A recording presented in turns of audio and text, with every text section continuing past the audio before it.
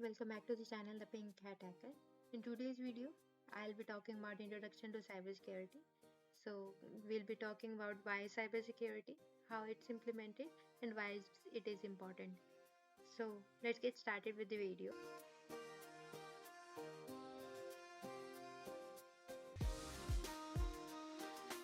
तो guys start करते हैं साइबर सिक्योरिटी होता क्या है. ठीक है, तो cyber security it refers to protecting our systems network and data from the cyber threats. ठीक है, तो हमने एक न्यू वर्ड सुना है साइबर थ्रेट. तो cyber threat it's nothing but it's a chance that a vulnerability is getting converted into an attack. Okay, मतलब कि हमारे पास एक लूप होल है, हमें पता चला. ठीक है, हमें नहीं चाहिए कि वो लूप होल एक अटैक में कन्वर्ट हो जाए, मतलब कोई लूप होल का फायदा उठा ले. ठीक है, तो उसी को हम साइबर थ्रेट कहते हैं. तो इसीलिए हमें अपना नेटवर्क डेटा और सिस्टम को प्रोटेक्ट करना होता है.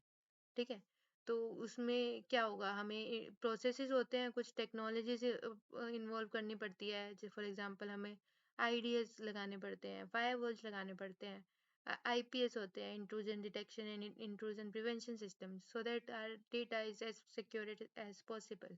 और उसके बाद हम क्या करते हैं, कंट्रोल्स लगाते हैं. अगर हमें एक वल्नरेबिलिटी का पता चला, एक लूप होल का पता चला, तो हमें क्या करना होता है, हमें उन पे एक कंट्रोल लगाना होता है. हम साइबर लैंग्वेज में हम उसको बोलते हैं कंट्रोल. कंट्रोल का मतलब एक चोट है उसके ऊपर हम एक बैंडेड लगाते हैं. किसी भी वल्नरेबिलिटी से बचने के लिए जो स्टेप्स करते हैं हम उसको कहते हैं कंट्रोल. ठीक है, किस लिए, to safeguard our information from unauthorised access, damage और theft. So this is what cyber security means. Okay, so why it's very important that to implement this cyber security.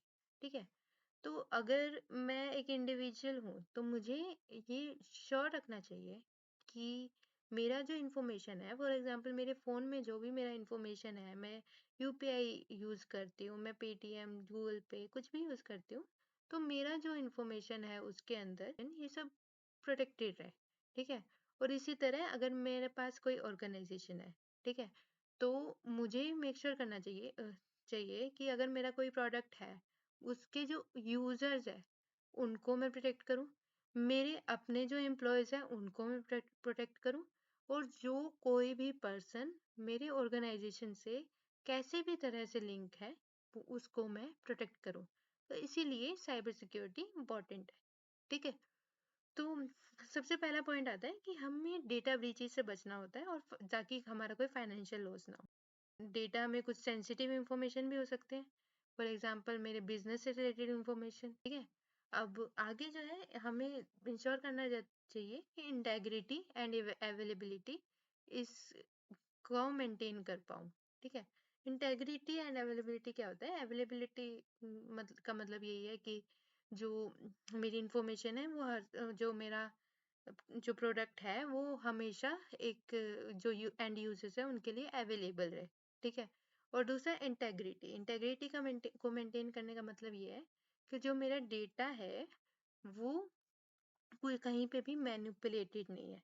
ठीक है, उसको हम कहेंगे इंटेग्रिटी. ठीक है, जो डेटा मैंने भेजा एंड यूजर को वो वही डेटा है. एग्जांपल दे रही हूँ, एडम और एक जैक, दो बंदे हैं. ठीक है, एडम ने कुछ मैसेज भेजा जैक को. ठीक है, तो मुझे मेक श्योर करना चाहिए, साइबर सिक्योरिटी का मतलब ये है कि जो एडम ने जो जैक को मैसेज भेजा वो उसको वही मैसेज मिल रहा है जो कि एडम ने भेजा, कुछ भी बीच में मैनिपुलेट नहीं हो रहा, उसको कहते हैं हम इंटेग्रिटी. ठीक है, तो ये सब में हमें मेक श्योर करना पड़ता है. आगे आता है कि हमें जो साइबर थ्रेट्स है, हम डेली सुनते हैं कितने फाइनेंशियल लॉसेस होते हैं ऑर्गेनाइजेशंस को, अगर कोई साइबर अटैक उन पे हो जाता है, उनसे हमें प्रोटेक्ट करना होता है. ठीक है, तो आगे आते हैं, हमने साइबर थ्रेट्स के बारे में सुना, अब हम जानते हैं थ्रेट्स के टाइप्स क्या होते हैं. ठीक है, तो सबसे पहला है मालवेयर. ठीक है, मालवेयर क्या है, एक पीस ऑफ कोड, और वो फाइल भी हो सकता है, कोई एप्लीकेशन भी हो सकता है, कोई एक सी फाइल हो सकता है, कोई डॉक्यूमेंट हो सकता है, जो कि हम इंजेक्ट करते हैं एक विक्टिम के कंप्यूटर में, उसको हम कहते हैं मालवेयर. ठीक है, मालवेयर के कई टाइप्स होते हैं. 3 टाइप्स मैंने यहाँ पे लिखे हुए हैं, वायरस, रैंसमवेयर एंड वर्म्स. ठीक है।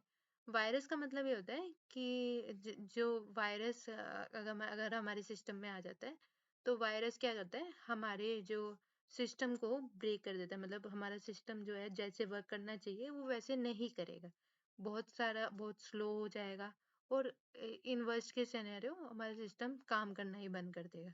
ठीक है। तो ये काम होता है वायरसेस का, मतलब हमारे सिस्टम को बहुत ज्यादा वीक कर देगा। ठीक है। नेक्स्ट आता है रैंसमवेयर। रैंसमवेयर का मतलब ये होता है कि कई बार क्या एक अटैकर क्या करता है, हमारा जो, फॉर एग्जांपल मेरे पास एक कंप्यूटर है, मेरे कंप्यूटर की आधी फाइल्स को लॉक कर देगा, और उसके बदले में मेरे को मैसेज भेजेगा कि अगर आपको आपकी फाइल्स अनलॉक चाहिए तो मुझे इतने पैसे दो। तो उसको कहते हैं हम रैंसमवेयर। रैंसमवेयर में क्या होता है, एक रैंसम, रैंसम का मतलब है एक फिरौती, हिंदी में कहें तो एक मनी, अगर हम अटैकर डिमांड करता है एक फाइल को फ्री करने के लिए, उसको हम कहेंगे रैंसमवेयर। ठीक है। नेक्स्ट आते हैं वॉर्म्स। वॉर्म्स वो होते हैं, टाइप ऑफ वायरस ही होता है एक तरह का, जो कि अपने आप को मल्टीप्लाई कर लेता है। ठीक है। अगर हमारे सिस्टम में घुस गया तो वो अपने आप को सेल्फ रेप्लिकेट कर सके, उसको कहते हैं हम वॉर्म्स। ठीक है। So these were the types of malwares. Next आते हैं फिशिंग अटैक्स। अटैकर्स क्या करते हैं, वो एक मैसेज भेजते हैं हमें, किसी भी टाइप का हो सकता है, वो मेल हो सकता है, बाय कॉल हो सकता है, बाय एसएमएस हो सकता है, या फिर कोई व्हाट्सएप मैसेज हो सकता है। ठीक है। एक मैं सिनेरियो बताऊंगी। एक बारी मेरे पास एक मैसेज आया कि I am talking from LinkedIn, I have a job opportunity to for you, so please talk to me. तो उन्होंने मेरे को बोला कि मैं लिंक्डइन से बात कर रहा हूँ, मेरे पास आपके लिए जॉब अपॉर्चुनिटी है, तो प्लीज़ आप मेरे को अपनी डिटेल्स बताओ ताकि मैं आपको ये बताऊँ। तो मैंने उससे जॉब रोल पूछा। ठीक है। He didn't have any clear idea about job role. तो वो क्या होता है, ऐसे ऑब्वियसली बोल देते हैं कि it's a work from home job, you will get this salary. ठीक है। ऐसे ऐसे मेल्स आपको या मैसेजेस रोज आते होंगे। तो ये क्या होते हैं, फिशिंग मैसेज अटैक्स होते हैं। ठीक है। So what I did, I link the screenshot with you. Okay. So मैंने क्या किया, मैंने उसको मैसेज किया और मैंने बोला कि अगर आप लिंक्डइन से होते तो आपको पहले से ना पता होता कि मैं एक साइबर सिक्योरिटी एनालिस्ट हूँ, और मुझे आपके स्कैम्स का पहले ही पता होता है। ठीक है। तो and that person was nil. He didn't reply. He blocked me immediately and he went. Okay. What these people will do, he'll have one two messages and he'll ask for your banking credentials. So this is how you know that this is a scam. Okay. So that's why कोई भी financial जो application होती है, कुछ भी होता है, call आती है, हमें ये बोला जा रहा है कि किसी भी स्कैम में ना फंसे, किसी को भी अपना ओटीपी शेयर ना करे। तो ये चीजें बहुत इंपॉर्टेंट होती है। ठीक है। तो अब आपको समझ आ गया फिशिंग अटैक क्या होता है। नेक्स्ट आता है डिनायल ऑफ सर्विस अटैक। ठीक है। डिनायल ऑफ सर्विस अटैक क्या होता है, किसी भी एप्लीकेशन या फिर वेब एप्लीकेशन हो या फिर कुछ भी हो, ठीक है, या फिर नेटवर्क कह ले, कोई नेटवर्क डिवाइस हो गया, उस पे हम इतना ज्यादा ट्रैफिक भेज दें ताकि वो जो सर्वर है या फिर वो नेटवर्क डिवाइस है, वो खत्म हो जाए, मतलब वो बंद हो जाए, उसका वर्किंग बंद हो जाए, इतना ज्यादा ट्रैफिक भेज दो, तो उसको हम कहते हैं डिनायल ऑफ सर्विस अटैक। इससे क्या होगा, अवेलेबिलिटी डिस्टर्ब होगी। ठीक है। जो एक्चुअल यूजर्स होंगे वो हमारी एप्लीकेशन को नहीं एक्सेस कर पाएंगे। ठीक है। नेक्स्ट आता है इनसाइडर थ्रेट। इनसाइडर थ्रेट के बारे में हमने पिछली वीडियो में भी जाना था कि कुछ ऐसे लोग भी होते हैं जो किसी कंपनी में काम करते करते उसी कंपनी को अटैक करने की ट्राई करते हैं, उसको कहते हैं जो पिछली वीडियो में हमने बोला था मालिशियस इनसाइडर। ठीक है। तो these are insider threats. Next आता है एडवांस परसिस्टेंट थ्रेट। ठीक है। एडवांस परसिस्टेंट थ्रेट वो थ्रेट्स होते हैं कि जो थ्रेट हमारे सिस्टम में बहुत ज्यादा टाइम से है, उसको कहेंगे हम एडवांस परसिस्टेंट थ्रेट। ठीक है। नेक्स्ट आता है सोशल इंजीनियरिंग। ठीक है। Social engineering is nothing but scam. Engineering में हम क्या कर सकते हैं, ठीक है, हमें सोशल इंजीनियरिंग में हमें ना कैसे भी किसी भी अननोन बंदे पे या फिर नोन बंदे पे हमें फुल्ली ट्रस्ट नहीं करना चाहिए। ऐसा क्यों कहते हैं? ठीक है, मैं एग्जांपल देती हूँ। मैं मेरे साथ कोई और पर्सन बैठा है, मैं क्या करती हूँ, मैं वो पासवर्ड डाल रहा है अपने अकाउंट का और मैं साइड से देख लेती हूँ। That's what social engineering. ठीक है, मैं किसी ऑर्गेनाइजेशन के अंदर एंटर हो गई, मैं जाकर उसका पूरा मैप बना लेती हूँ कि कहाँ पर क्या है, कहाँ पर नेटवर्क डिवाइसेस है, कहाँ पर कौन सी टीम बैठती है। ठीक है, उसका पूरा मैप बना लिया मैंने। वो क्या हो गया, एक प्लानिंग स्टेट हो गया, कि कोई अटैक होने से पहले कि क्या हम कर सकते हैं। ठीक है, और भी हो सकता है सोशल इंजीनियरिंग में कि ईव्सड्रॉपिंग, मतलब किसी और के इंफॉर्मेशन को ऐसे स्पाई कर लेना। ठीक है, स्पाइंग कह सकते हैं। ठीक है, और भी बहुत कुछ होता है। ठीक है, this is the stuff we do in social engineering. So what are the key components of cyber security? हम बात करते हैं नेटवर्क सिक्योरिटी पे। ठीक है, नेटवर्क इंफ्रास्ट्रक्चर को प्रोटेक्ट करना is network security. Network infrastructure में आएगा हमारे राउटर्स, स्विचेस एंड डिवाइसेस। उसके बीच में अगर हमारा बहुत बड़ा नेटवर्क है तो हमारे पास कनेक्टर्स भी होंगे, हमारे पास एक्सटेंडर्स भी होंगे। तो जो भी नेटवर्क डिवाइसेस होंगे, और we know network devices are really expensive, तो these are very important to be protected. Okay, तो this is why we need to protect network security. Okay, next आता है एंड पॉइंट सिक्योरिटी। हमारे जो and points होते हैं, जो devices हम यूज कर रहे हैं, हमारे लैपटॉप्स हो गए, हमारे मोबाइल्स, ठीक है, हमारे सर्वर्स, ये सब एंड पॉइंट्स है। इन सबको हमें प्रोटेक्ट करना है, तो उसको कहेंगे एंड पॉइंट सिक्योरिटी। ठीक है, इनके लिए एक आता है and point detection and response system. ठीक है, एक एग्जांपल है, तो सेंटिनल वन होता है। वो उसमें क्या होता है, हमें एंड पॉइंट्स पे फोकस होता है और एंड पॉइंट्स को प्रोटेक्ट करता है। वो जो कोई भी डिवाइस होता है उसमें हमें एंटी मालवेयर, एंटीवायरस, ये सब इंस्टॉल करके रखते हैं। ठीक है, क्यों करके रखते हैं? क्योंकि ताकि हमें हमारे होस्ट को प्रोटेक्ट कर सके। ठीक है, नेक्स्ट आता है एप्लीकेशन सिक्योरिटी। ठीक है, we need to ensure the software safety. हम पहले ही बहुत ज़्यादा बात कर चुके हैं एप्लीकेशन सिक्योरिटी को, so I think we can skip this. ठीक है, नेक्स्ट आता है क्लाउड सिक्योरिटी।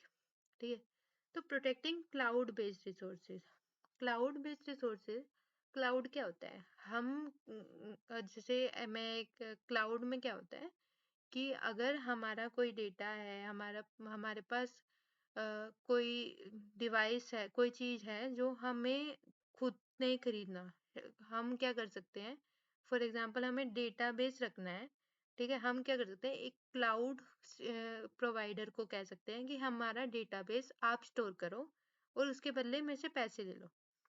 ठीक है, अगर वो डेटा हम खुद स्टोर करेंगे तो हमारे हमें क्या लगेगा? एक एक पूरा डिवाइस लगेगा, पूरी स्टोरेज लगेगी, और हमें पूरा सेटअप करना पड़ेगा। ठीक है, लेकिन अगर वही चीज हमें हमें क्लाउड सिक्योरिटी को देंगे, तो उससे क्या होगा? हमारा जो पैसा बचेगा, हम उनको पैसे दे सकते हैं कि हमारा डेटा आप रखो और इसको आप सेफ रखो अपने पास। ठीक है, जब हमें यूज करना होगा हम कर लेंगे। इसी तरह डेटा ही नहीं, और भी बहुत चीजें हैं जो हम क्लाउड से हम ये कर सकते हैं, एक्सेस कर सकते हैं। क्लाउड सिक्योरिटी पे मैं एक सेपरेट वीडियो बनाऊंगी, उसमें मैं सारी चीजें बताऊंगी कि क्लाउड सिक्योरिटी और क्लाउड में क्या होता है। ठीक है, तो अभी के लिए जान लो कि क्लाउड को प्रोटेक्ट करना जरूरी है, क्योंकि हमें मेक श्योर करना पड़ता है कि अगर हम जो क्लाउड सिक्योरिटी क्लाउड प्रोवाइडर है उस पे हम ट्रस्ट कर पाए। ठीक है, इसलिए हमें क्लाउड को प्रोटेक्ट करना भी जरूरी होता है। ठीक है, नेक्स्ट आता है इंसिडेंट रिस्पॉन्स। ठीक है, इंसिडेंट रिस्पॉन्स क्या होता है? मैंने ये इस बारे में पहले भी बताया था कि कोई भी साइबर इंसिडेंट होता है उसको डिटेक्ट करना और उसको मैनेज करना और मिटिगेट करना, उसको कहते हैं इंसिडेंट रिस्पॉन्स। ठीक है, फिर नेक्स्ट आते हैं best practices of cyber security. ठीक है, तो हम कैसे क्या क्या बेस्ट प्रैक्टिसेस यूज कर सकते हैं कि साइबर सिक्योरिटी को इम्प्लीमेंट करने के लिए? सबसे पहले आता है स्ट्रॉन्ग पासवर्ड यूज करना। ठीक है, कोई भी कहीं पे भी होता है, कुछ तो एप्लीकेशंस होती है जिसमें हमें स्ट्रॉन्ग पासवर्ड यूज करना जरूरी भी होता है, पर जहाँ नहीं भी जरूरी है हम वहाँ पर हमें ऐसे नहीं कि कोई हमने कॉमन पासवर्ड रख दिया जैसे 1 2 3 4 5 6 7 8, नहीं रखना है।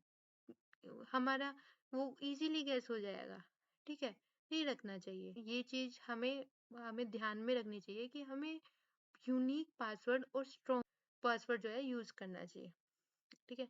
नेक्स्ट आता है मल्टी फैक्टर ऑथेंटिकेशन को इनेबल करें, ठीक है। कोई भी एप्लीकेशन होते हैं उसमें एक ऑप्शन होता है मल्टी फैक्टर ऑथेंटिकेशन को इनेबल करने के लिए, कि कोई भी न्यू यूजर अगर लॉगिन होता है तो आप पासवर्ड के अलावा एक और फॉर्मेट हो जिससे आप जिससे जो एप्लीकेशन जो है मेक श्योर कर ले कि आप ही वो पर्सन हो जो वो एप्लीकेशन को एक्सेस कर रहा है। फॉर एग्जाम्पल एक ओटीपी आता है कई बार जो है थर्ड पार्टी सर्विसेज होते हैं उनसे कोई पुश नोटिफिकेशन आ सकते हैं, कोई ईमेल आ गई, ईमेल पे क्लिक कर दिया, ठीक है। फॉर एग्जांपल कोई गूगल पे हम कोई नए डिवाइस से लॉगिन करते हैं तो एक पॉपअप आता है उस पुराने डिवाइस पे कि आप कुछ वर्ड्स लिखे होते हैं, कुछ नंबर्स लिखे होते हैं, you need to click on that number, okay. So so these are the implementation of multi factor authentication, ठीक है। तो हमें एक चीज पे रिलाई नहीं करना चाहिए अपनी सिक्योरिटी के लिए, सिर्फ पासवर्ड पे रिलाई करना is not safe at all. तो इसी को कहते हैं मल्टी फैक्टर ऑथेंटिकेशन या फिर टू फैक्टर ऑथेंटिकेशन भी कह सकते हैं इसको, ठीक है।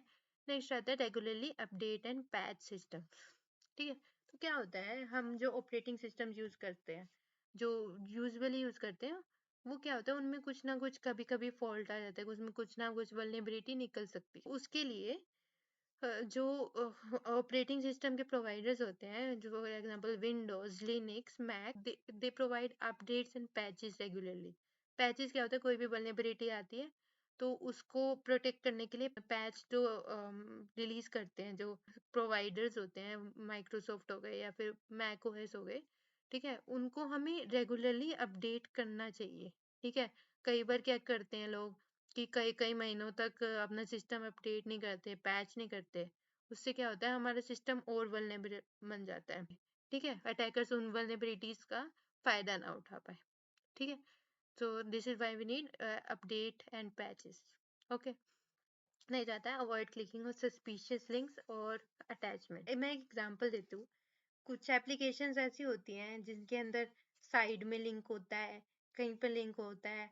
फॉर एग्जांपल कभी कभी हम क्या करते हैं, हम मूवीज डाउनलोड करने की कोशिश करते हैं ऑन इंटरनेट, तो क्या होता है click here click here click here download, ऐसे ऐसे बहुत सारे लिंक्स होते हैं, ठीक है। हमें नहीं पता कौन सा लिंक ट्रू है, कौन सा लिंक बेकार है, ठीक है, कौन सा लिंक मालिशियस भी हो सकता है, ठीक है।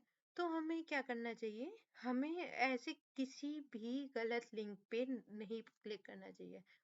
We need to make sure that we are not clicking on this type of links, ठीक है। And next we need to educate ourselves, ठीक है। हमें अपने आप को हमें पता होना चाहिए कि क्या चीज़ सेफ है, क्या चीज़ नहीं है, ठीक है। हमें हर साइबर सिक्योरिटी प्रैक्टिसेस को के बारे में पता चलना चाहिए ताकि जो हम जो भी डे टू डे लाइफ में कर रहे हैं वो हम प्रोटेक्टेड वे में करें, ठीक है। नेक्स्ट आता है बैकअप इज इम्पोर्टेंट, ठीक है। मैंने पीछे बात करी रैंसमवेयर में, ठीक है। तो इसी चीज से बचने के लिए हमें अपना डेटा को बैकअप रखना जरूरी है, ठीक है, हमारा ताकि जो इन थ्रेड से हम बच पाए। तो अब आते हैं कंक्लूजन पे, ठीक है। तो cyber security I as I already told you it's very vast, it's very very very vast. एक वीडियो में पॉसिबल ही नहीं है कि मैं साइबर सिक्योरिटी के बारे में बता सकूं। I make a separate like a playlist on cyber security in which I'll tell you about the cyber security, its components, and the frameworks of the cyber security. In conclusion, हमें cyber security implement करनी बहुत बहुत important होती है. Hi, thank you for watching this video. If you like the content, please make sure to like, share, and subscribe, and press the bell icon if you want regular updates for my channel. And and I'll meet you in the next video. Thank you so much.